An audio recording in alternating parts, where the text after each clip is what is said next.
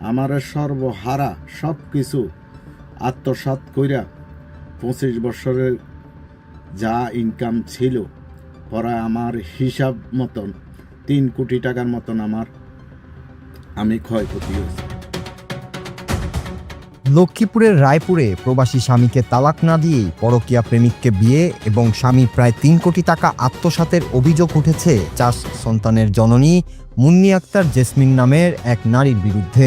স্বামী ইতালি প্রবাসী জাকির হোসেনের পরিবারের দাবি, দীর্ঘ 22 বছরের দাম্পত্যের পর স্বামী বিদেশে থাকাকালে অন্য এক ব্যক্তির সঙ্গে সম্পর্কে জড়িয়ে পড়েন মুন্নি। পরে বাবার অসুস্থতার কথা বলে 2 সন্তানকে নিয়ে দেশে এসে স্বামীর সঙ্গে যোগাযোগ বন্ধ করে দেন তিনি। এরপর রায়পুরের বামুনি ইউনিয়নের পূর্ব কাঞ্চনপুর এলাকার সৌরভ হোসেন চুট্টু নামের এক যুবককে বিয়ে করার অভিযোগ ওঠে তার বিরুদ্ধে।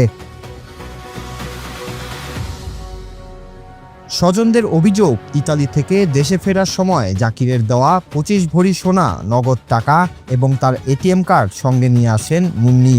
এসব ব্যবহার করে প্রায় 3 কোটি টাকা আত্মসাৎ করা হয়েছে বলেও দাবি করা হয়। এই ঘটনায় বুধবার দুপুরে রায়পুর থানায় লিখিত অভিযোগ দায়ের করেন জাকিরের বোন মারুফা বেগম। তার দাবি, বৈবাহিক সম্পর্কের আইনগত অবসান না ঘটিয়ে মুন্নি অন্য আরেকজনকে বিয়ে করেছেন। এতে তাদের 2 ভাতিজা ও ভাতিজি অনিশ্চয়তার মধ্যে পড়েছে বলেও অভিযোগ করেন তিনি। আমি নির্যাতন করছি, মারধর করছি, ইটালিতে এগুলা নাই।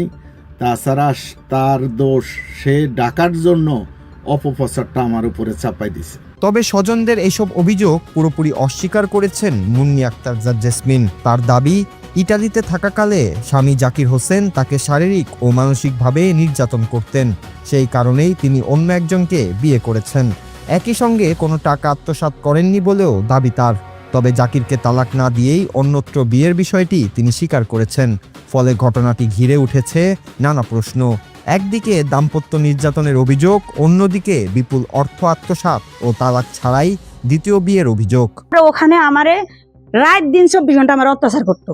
কথাটা বুঝছেন? ওদের সামনে আমারে শুধু অত্যাচার করতো। ইটালি থাকি, হ্যাঁ, মানে আমাদেরকে ফালাই রাখি, ওই মেয়েকে নিয়ে চলে যাবে। 3 মাস মানে মনে হয় 300 বছর কাটাই দিতে আছে আমারে। এটা দোষ, ওটা দোষ, মানে এখন আর আমার ভালো লাগে না। আর রাত দিন 24 ঘন্টা হ্যাঁ মোবাইলে অন্য কোথাও কথা বলে, এটা আমি বুঝতে পারতেছি। আমার ভাইয়ের দাঁড়িয়ে আর এই কলার চাবি ধরে আমার বেডরুম থেকে এরাও দেখছে, ওদের বাড়িতে। আমার ভাই সাইফুল, হ্যাঁ, আমার বাইরে খাপ করে এভাবে ধরি রুম থেকে, আমার বেডরুম থেকে সবার মাঝখান থেকে চেঁচাই না নেয়ার তোরা আজগা শেষ করে দিব। এই ঘটনায় রায়পুর থানায় লিখিত অভিযোগ দেওয়া হয়েছে। পুলিশ জানিয়েছে, অভিযোগের বিষয়টি তদন্ত করে আইন অনুযায়ী ব্যবস্থা নেওয়া হবে। অর্থাৎ এখনও এইসব অভিযোগের সত্যতা তদন্তাধীন। দীর্ঘ প্রবাস জীবন, দাম্পত্য বিরোধ, দ্বিতীয় বিয়ে এবং কোটি টাকা আত্মসাতের অভিযোগ, সব মিলিয়ে ঘটনাটি এলাকায় ব্যাপক আলোচনার জন্ম দিয়েছে। এখন তদন্তেই পরিষ্কার হবে অভিযোগগুলোর কোনটি সত্য এবং প্রকৃত ঘটনায় কার দায় কতটুকু।